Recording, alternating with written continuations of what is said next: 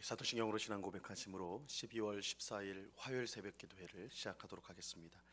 전능하사 천지를 만드신 하나님 아버지를 내가 믿사오며 그 외아들 우리 주 예수 그리스도를 믿사오니 이는 성령으로 잉태하사 동정녀 마리아에게 나시고 본디오 빌라도에게 고난을 받으사 십자가에 못 박혀 죽으시고 장사한 지 사흘 만에 죽은 자 가운데서 다시 살아나시며 하늘에 오르사 전능하신 하나님 우편에 앉아 계시다가 저리로서 산 자와 죽은 자를 심판하러 오시리라.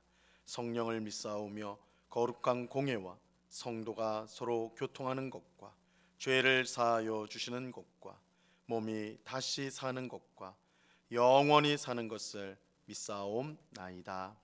아멘. 우리 찬송가 126장 천사 찬송하기를 우리 같이 찬송하도록 하겠습니다. 찬송가 126장, 이전 통일 찬송가도 동일하게 126장입니다.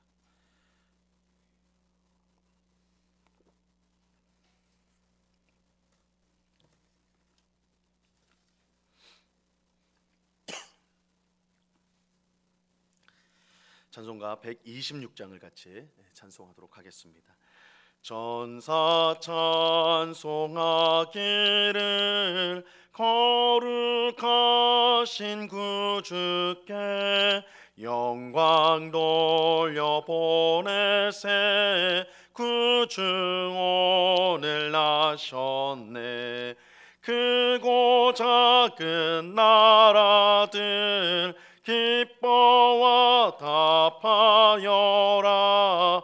영광 받을 왕의 왕 베들레헴 나신 주. 영광 받을 왕의 왕 베들레헴에 나신 주. 오늘 나신 예수는 하늘에서 내려와 처녀 몸에 나셔서 사람 몸을 입었네. 세상 모든 사람들 영원하신 주님께 영광 돌려 보내며 높이 찬양하여라. 영광 돌려 보내며 높이 찬양하여라. 의로우신 예수는 평화의 왕이시고 세상 빛이 되시며 우리 생명 되시네.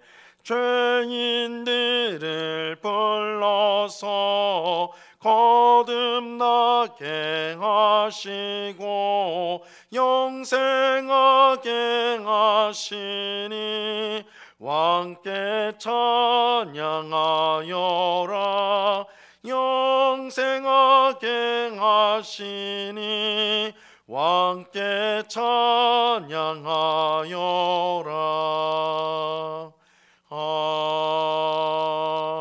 아멘. 기도하겠습니다. 참 좋으신 아버지 하나님, 오늘도 이 새벽에 우리를 불러주심을 감사합니다. 이 시간에 귀한 주님의 사랑과 은혜로 저희의 심령 가운데 충만하게 하사 언제나 주님만을 믿으며 의지하며 따라가는 주의 모든 백성이 될 수 있도록 주님 은혜를 내리워 주시옵소서. 주님, 이 시간에도 우리의 모든 추악한 죄악을 주님 앞에 회개합니다. 주의 보혈로 우리의 마음을 깨끗이 씻어 주시옵소서. 우리의 입술을 씻어 주시고 우리의 모든 행실을 새롭게 하여 주사 우리 하나님 보시기에 합당한 삶을, 거룩한 삶을 살아가는 주의 백성들이 다 될 수 있도록 도와 주시옵소서. 우리를 하나님의 자녀로 삼아 주셨사오니 마귀의 자녀, 진노의 자녀로 살아가지 않게 하시고 하나님 자녀답게 우리의 마음과 우리의 입술의 모든 말과 행실이 정말 주님 보시기에 합당한 삶으로 우리 하나님 앞에 영광을 돌려드리는, 또한 이웃을 사랑함으로 하나님의 빛, 복음의 빛을 세상 가운데 비추는 그런 하나님 자녀다운 삶을 살아가는 저희 모두가 될 수 있도록 주님 도와 주시옵소서. 주님, 간절한 마음으로 주님 앞에 나왔습니다. 주의 말씀을 듣기를 사모하는 마음으로 나왔고, 또한 기도하기를 사모하는 마음으로 나왔사오니 저에게 힘을 주셔서 주의 말씀을 잘 듣고 순종하며, 또한 기도함으로 모든 것을 주께 맡겨드리며 하나님이 주시는 참된 평안을 누리는 주의 백성들이 다 될 수 있도록 주님 주장하여 주시옵소서. 이 시간 주의 말씀을 듣습니다. 성령 하나님께서 우리 마음 가운데 조명하여 주사 주의 말씀이 우리 마음 가운데 잘 새겨지게 하옵시고, 이 말씀을 듣고 순종하여서 하나님을 기쁘시게 하는 성령의 열매를 풍성하게 맺는 복된 주의 백성 되도록 주님 역사하여 주시옵소서.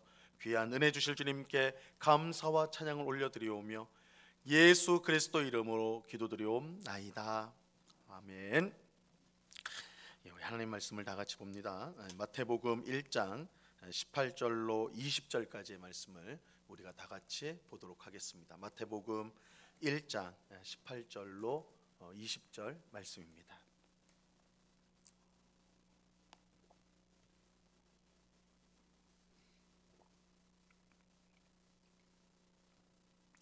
마태복음 1장 18절로 20절까지 우리 석절 말씀입니다. 같이 한번 하나님의 말씀을 읽습니다. 시작. 예수 그리스도의 나심은 이러하니라.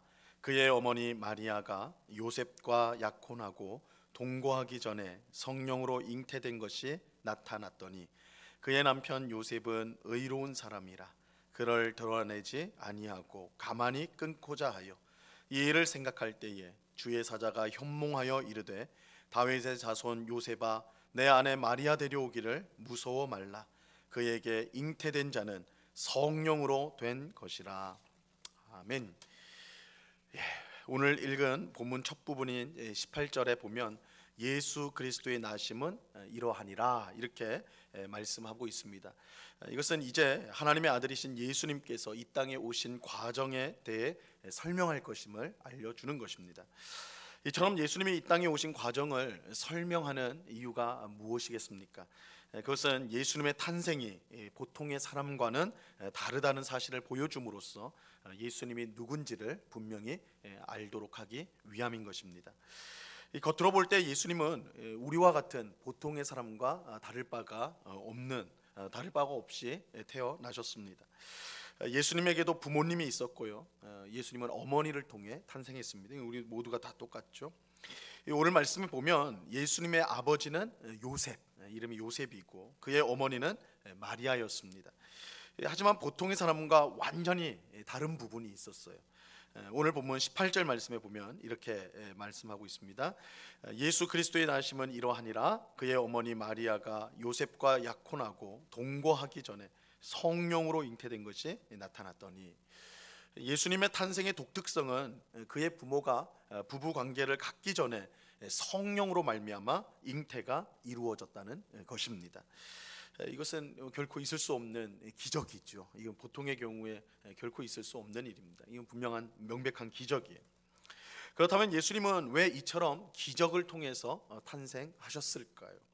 이에 대해 누가복음 1장 35절은요 이렇게 설명하고 있습니다.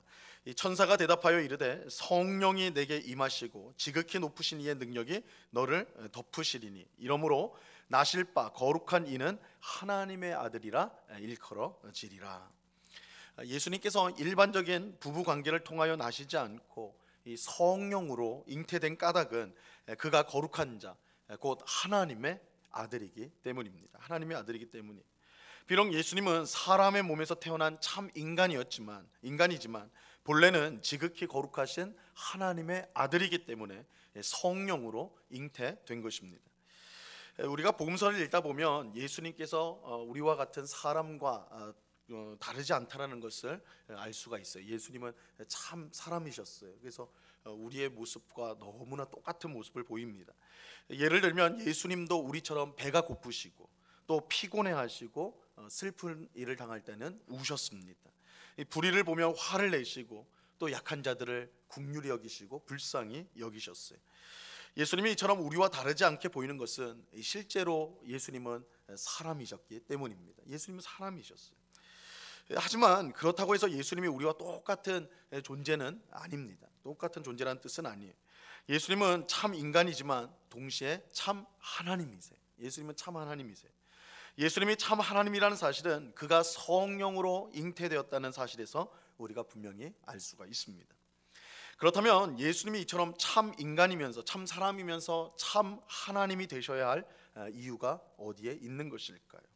그것은 우리의 구원자가 되기 위해서입니다. 예수님이 참 사람이요 참 인간이 참 하나님이 되신 참 사람이요 참 인간이 되신 이유는 바로 우리의 구원자가 되기 위해서입니다.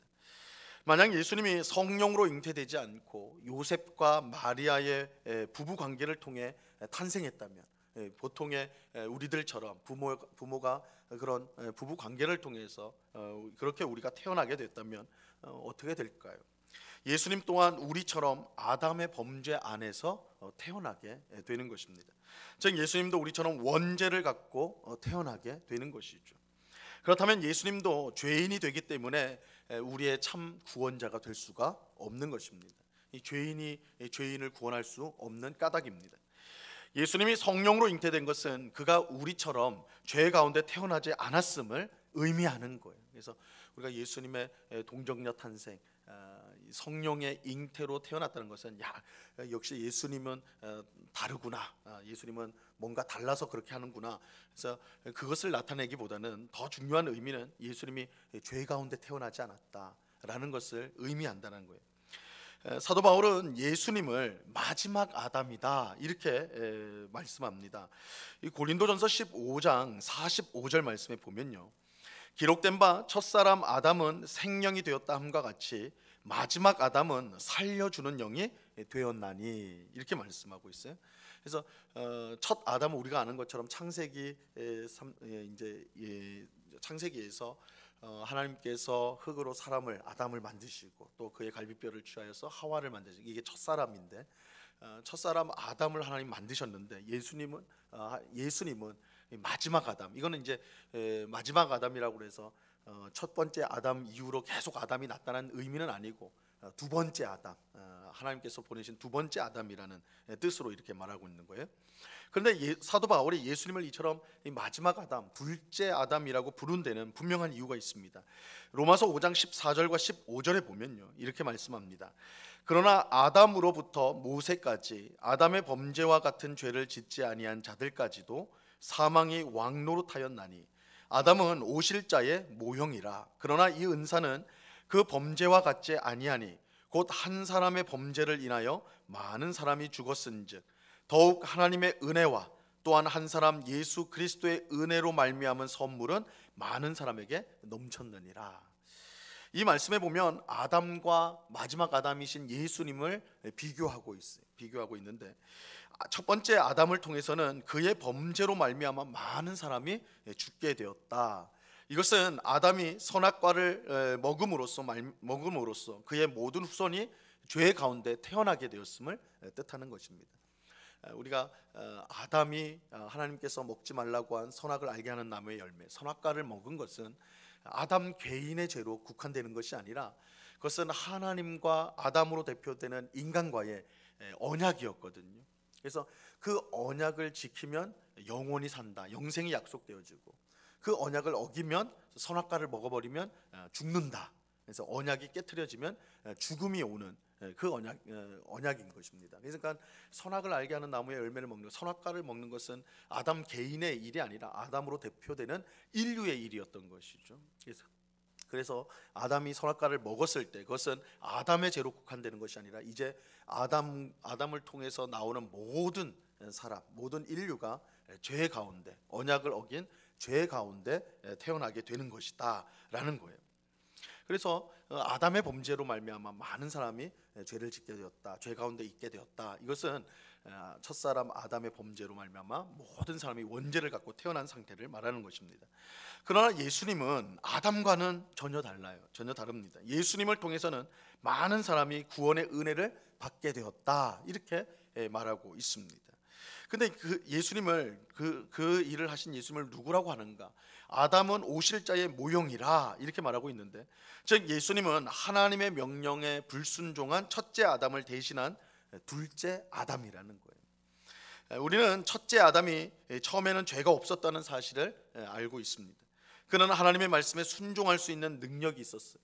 하지만 뱀의 유혹에 넘어가 범죄하고 말았죠. 그 이후 아담의 후손으로 태어난 모든 사람은 그 죄 가운데 태어나게 됩니다. 태어날 때부터 죄인으로 태어나게 되는 거죠. 원죄예요. 하나님은 이처럼 모든 사람이 죄 가운데 있어서 사람 가운데는 도저히 구원자를 세울 수가 없었습니다. 그래서 죄가 없는 둘째 아담을 보내셨는데, 그가 바로 하나님의 아들이신 예수 그리스도인 거예요.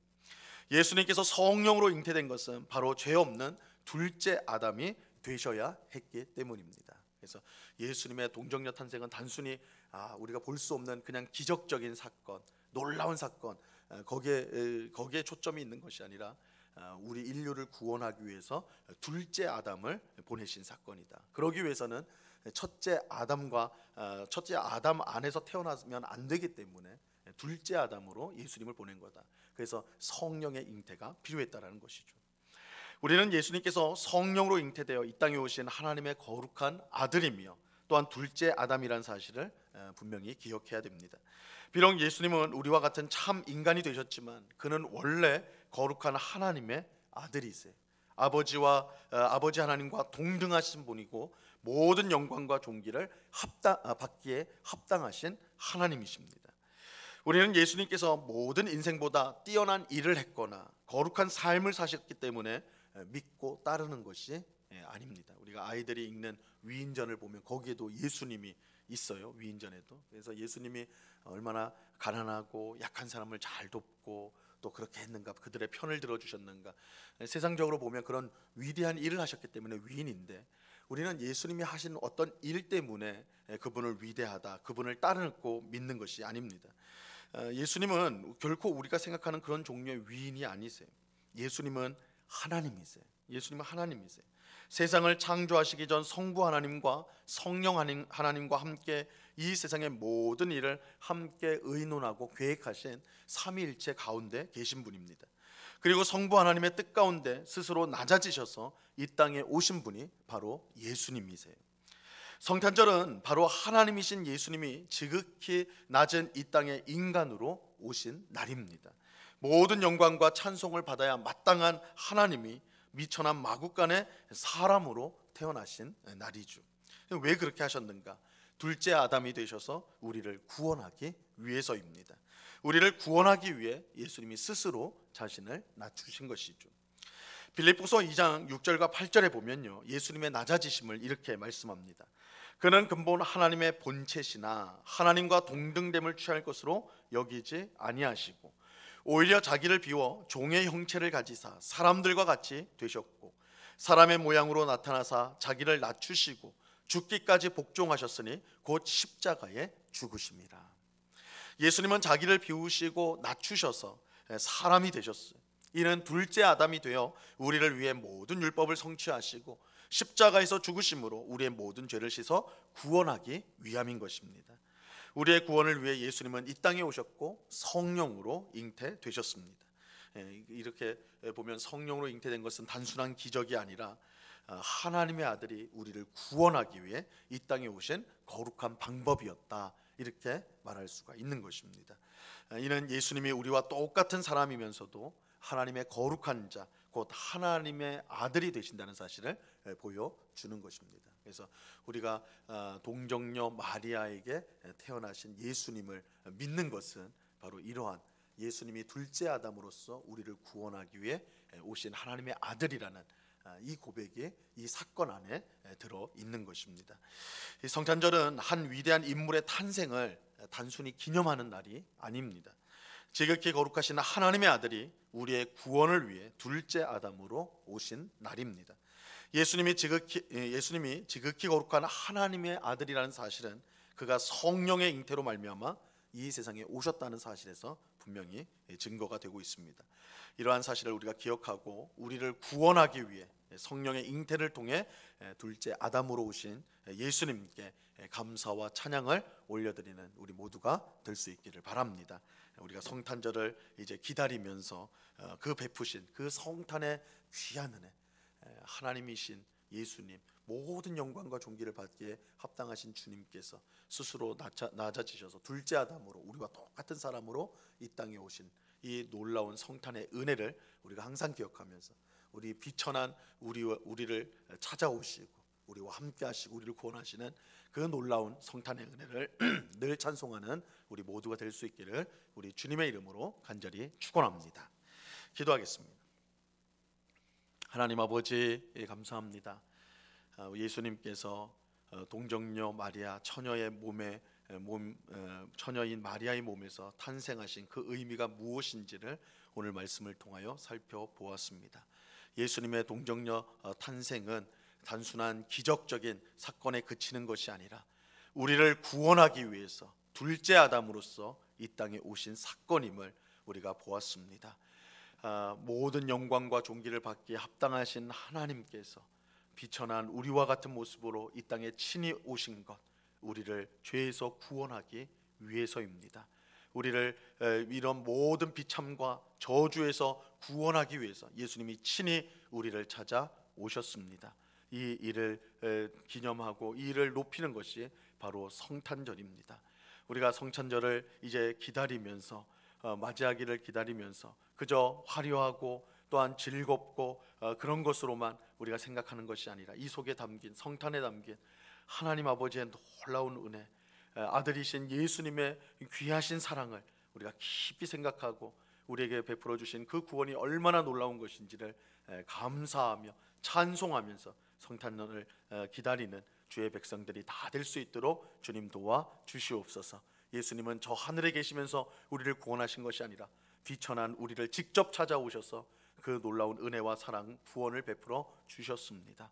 아버지 하나님, 나 같은 비천한 자도, 나같이 어리석고 미련한 자도 주님 사랑하셔서 찾아오셨사오니 그 놀라운 사랑을 늘 기억하게 하옵시고 또한 그 사랑을 우리의 이웃들에게 또한 전하는 복된 주의 백성들이 다 될 수 있도록 주님 도와 주시옵소서. 아버지 하나님, 우리 은곡교회가 이러한 성탄의 의미를 잘 새겨서 아버지 하나님, 주님의 사랑을 가지고 가장 낮은 곳으로 달려나가는 교회가 될 수 있기를 원합니다. 세상의 좋은 것들, 또한 세상 사람들이 부러워한 것들을 가졌다고 자랑하는 교회가 아니라 우리 주님처럼, 예수님처럼 낮고 낮은 곳을 찾으며 또한 복음을 전하며 함께 고난을 받고 함께 고통을 당하는 그런 복된 교회, 예수님 닮은 교회, 예수님의 십자가 길을 걸어가는 교회, 우리 은곡교회가 될 수 있도록, 또 우리 성도가 될 수 있도록 은혜를 베풀어 주시옵소서. 이 시간 여러 가지 간구의 제목을 가지고 기도하는 주의 백성들 한 사람 한 사람 붙들어 주시고 우리의 기도에 늘 신실하게 응답하시는 하나님이신 줄로 믿고 우리의 모든 기도 제목을 아뢰 때 주님과 더 가까이 우리를 찾아오신 주님과 동행하는, 늘 함께하는, 그러므로 우리의 마음의 담대함과 소망으로 충만한 복된 삶을 살아가는 저희 모두가 되도록 주님 이 기도의 시간에 풍성한 은혜와 복을 내리워 주시옵소서. 감사와 찬양을 주께 드리오며 예수 그리스도 이름으로 기도드리옵나이다. 아멘. 하늘에 계신 우리 아버지여, 이름이 거룩히 여김을 받으시오며 나라에 임하옵시며 뜻이 하늘에서 이룬 것 같이 땅에서도 이루어지이다. 오늘날 우리에게 일용할 양식을 주옵시고 우리가 우리에게 죄 지은 자를 사하여 준 것 같이 우리 죄를 사하여 주옵시고 우리를 시험에 들게 하지 마옵시고 다만 악에서 구하옵소서. 대개 나라와 권세와 영광이 아버지께 영원히 있사옵나이다. 아멘.